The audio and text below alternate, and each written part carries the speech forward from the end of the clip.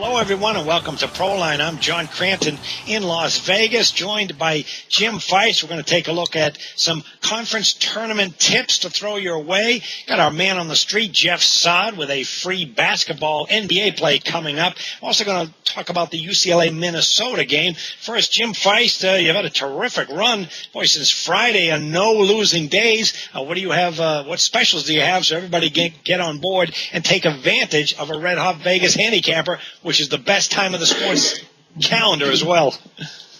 I have a Tourney special, John. Played my executive service plays of the rest of the college basketball tournament for $10. I was 6-3 in hoops on Saturday, 4-2 on Sunday, 5-2 on Monday.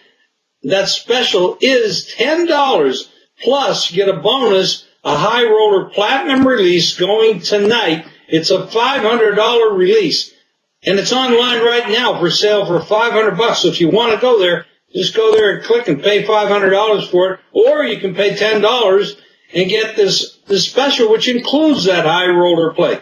Play the tournament through April 8th for $10. That's right, 10 small grocery dollars just by calling 1-866-841-1655. And if you want free winners each and every day, just text WINNER, WINNER, to 313131. But the special, $10, including the bonus play, a $500 release through April 8th, $10, 1-866-841-1655. Well, March Madness is just, it's astonishing with the amount of games and different tournaments going on all day long and all night long. Jim, what's your preference? Do you like to sit at home and have like 5 TVs going at once, or do you head out to the sports book so you can watch 20 TVs at once? Well, I like to sit at home and do this because I have my bank of computers and I do a lot of live wagering, which means I'm betting the games as they're going on. A lot of times a team will, let's say you have a 10-point favorite and they'll go down 7-0 in the beginning of the game, and the live wagering will adjust, and in my opinion, over-adjust. I still feel if I had the favorite, if I liked the favorite, and even if I didn't, I can find some edges there where there's an over-adjustment, and I take advantage of that. I do that with both the totals and the sides. So the live wagering is very good for me, and I want to stay close to a computer for half times. And I certainly don't want to fight the lines at a casino. And, of course, if I'm sitting there at a casino and watching games, it's hard for me to – I might get in trouble playing online, so it's just best for me to stay home.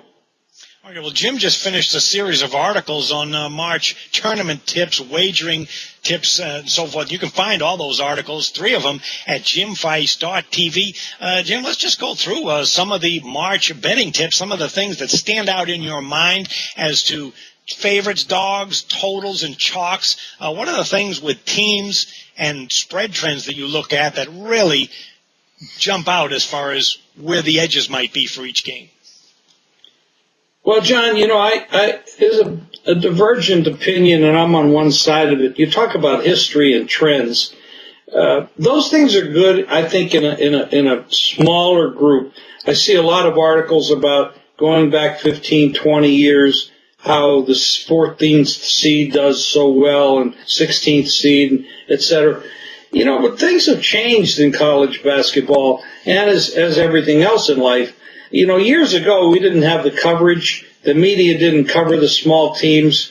And because of that, the big media teams would be overinflated by more than what they normally are anyway. So you'll get a Belmont going against a big school, and you might get 24, 26, even 30 points, because nobody really knew who Belmont was. Well, today, thanks to ESPN and some of the other media outlets and Madison Square Garden and Fox Sports Net and all those things and all the online coverage, we get to read and see a lot about these smaller schools. Now, granted, and nobody's going to argue this, they're not as deep as the bigger schools. They don't get the number of big players, but they might get 1 or 2. I mean, remember a guy by the name of Larry Bird went to a very small school.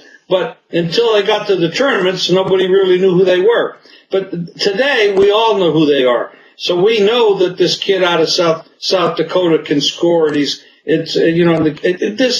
we're up on top of a lot of these small schools now. So conversely, when they get into the tournament, you see smaller lines. Your ones are not 30 points over the 16s. They might be 18 or 20 points. So they're not as likely to cover the spread. Granted, these teams may be a little bit better coached, and maybe the bigger players are going there a little bit more because they also it gives them a recruiting advantage. But you can't go back that far and look at trends. I just don't believe in that. I like individual matchups. I like current season. Maybe I'll go back last year and the year before because that's kind of current. And sometimes a lot of the same coaches are still at the same schools. The players are still at the same schools. And there hasn't been that much of a change. So I don't believe in long-term trends. I believe in short-term trends. And that's the way I look at these tournaments.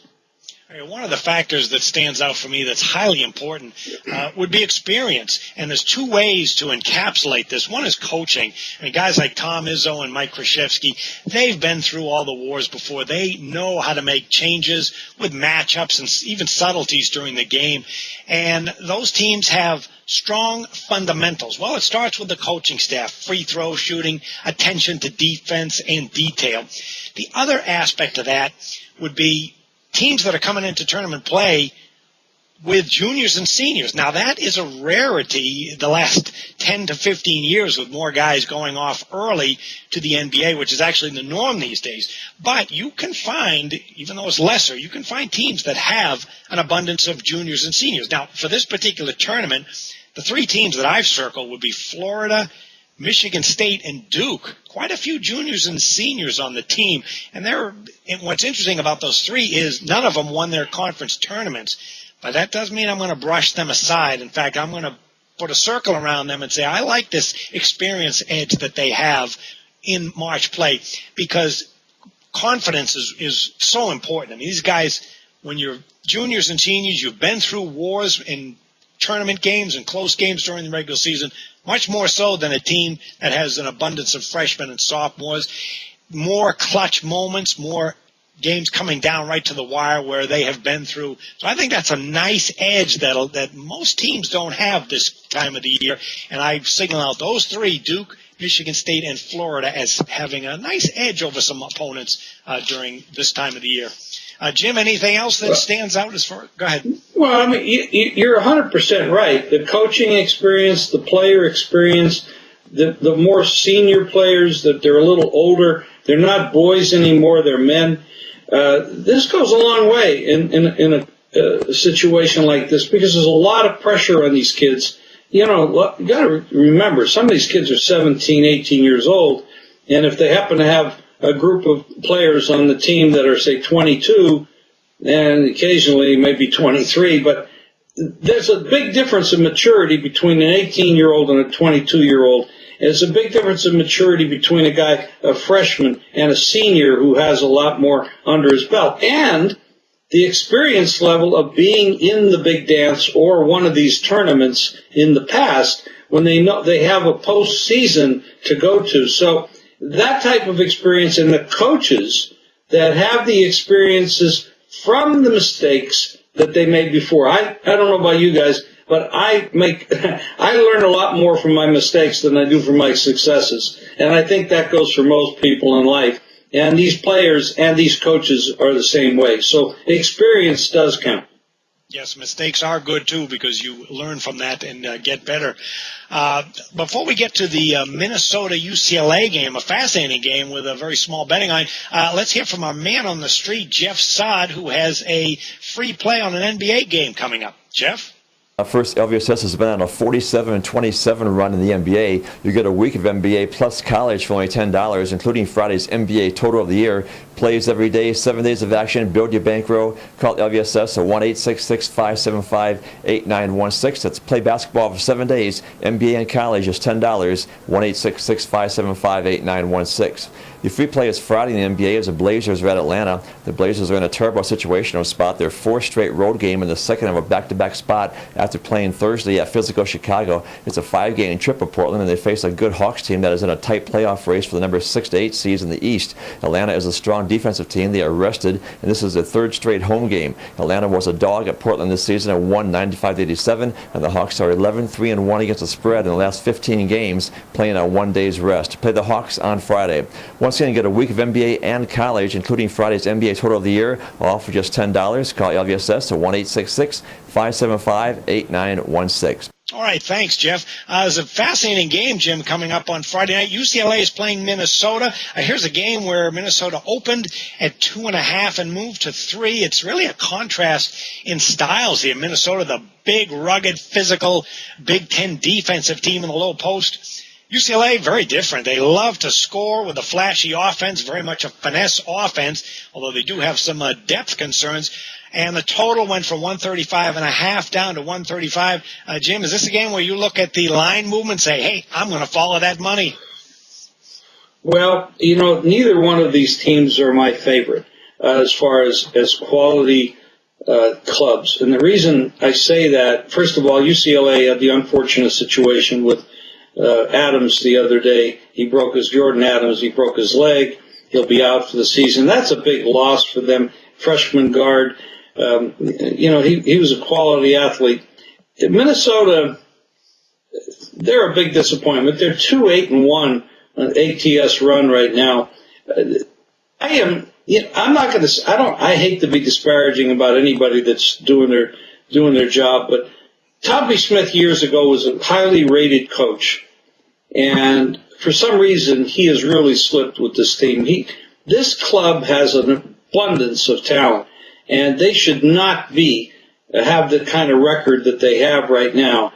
And they blow games. I mean, they blew the game the other day, 3-point lead with just a few seconds to go. They couldn't rebound the ball. They couldn't inbound the ball. Fundamentally, they were totally out of whack. They're 5-11 straight up in their last 16 games. I mean, that for a team, I know they're playing the Big Ten and they're good quality opposition there with Illinois and Iowa and Ohio State, Michigan State, Indiana. Tough teams. But that is the reason that they're favored in this spot, because not too many people are giving the Pac-12, UCLA, any of those teams out there that much credit because it's such a weak league. I agree that it's a weak league, and I agree Minnesota should be favored. I'm scared to death of a Tubby Smith coach team at this time because he is just doesn't have them together at the end of the game. They're making an abundance of mistakes. I think the key to the bet, if I was betting the game, I'm betting Minnesota because of Jordan Adams being hurt. And I think that's going to cost UCLA a little bit more than it would have cost them if he was playing. So I think Minnesota wins because of that injury. But I'm not a big fan of either coach, but especially Tubby at this point. Well, I'm going to take a look at the total in the game because the matchup is very difficult just simply because you have two very different styles of teams that haven't played each other. UCLA had depth problems during the season. They relied on youth and just a handful of guys. And as you mentioned, that injury to Jordan Adams, very significant. That hurt in the Pac-12 tournament, too, as they gave up a lot of points in that final game and really weren't in it at all. So they're going to have to rely on Shabazz Muhammad, the freshman, to carry the offense. I do like the senior guard, Larry Drew, terrific playmaker, but he's one of the few seniors, veterans on this team, and we talked about experience earlier. So a very young team. I can't see the UCLA team with that injury, with their lack of depth and their complete inability to play defense going very far in March. I do give a little bit of credit to Ben Howland. He's a guy who slowed the pace down when he was in Pittsburgh and even his first few years in UCLA. Finally, he's got some exciting, explosive offensive talent. I give him credit for changing styles. But at the same time, they don't play much defense. Then you get this Minnesota team in what people call, the best conference in the country. Very rugged team up front. And if you're looking for a matchup difference, boy, they have one in the 6A senior, Trevor McGubby, up front. This guy is an outstanding rebounder, 3.3 offensive rebounds per game, going up against a weak, finesse UCLA defensive front. Boy, he could have a very big game in this one. Where I look at the total, though, is playing inside like Minnesota can, getting some easy baskets, and then UCLA really having no choice but to run with Muhammad and the terrific point guard and Larry Drew. I think they're going to go up-tempo all game long. Look at some of the spread trends here. You got a UCLA team that, when they play on a neutral court, 15-5 over the total. Gophers, when they play on a neutral court, they're on a 9-3 run over the total. I'm going to look at a very high-scoring game, more so than the odds makers think, in this game, which is played in Austin, Texas. Okay, Jim, before we wrap it up, you've been on a winning run over the last week, and this is the best time of the year for people to take advantage. I mean, games and numbers going morning, noon, and night. Tell everybody how they can get aboard at a special rate. You know, they call it March Madness, but I call it March Money. And that's what I've been doing. 6-3 in hoops last Saturday, 4-2 Sunday, 5-2 Monday. That's money, baby. I have a Tourney special. Play my executive service plays for the rest of the college basketball tournament. That's $10, only $10. That's plus a high roller bonus platinum play that goes tonight. That's a $500 release online, but you get that included. Play the tournaments through April 8th for $10 just by calling 1-866-841-1655. All right, and before we go, let me give you a little tidbit. We talked earlier about fundamentals. Here are some teams that are terrific at the free throw line, which can not only cost teams win, but cost spread covers too. Duke, Indiana, Michigan State, and Kansas, outstanding in their conference all season from the line. Three teams that are really bad at the free throw line: North Carolina, powerhouse Miami, and Wisconsin, which played so well in the Big Ten tourney. Okay, for Jeff Sod and Jim Feist, that'll do it for this Proline, and we'll be back next week and take a look at more of college basketball action. Good luck with the games, everyone.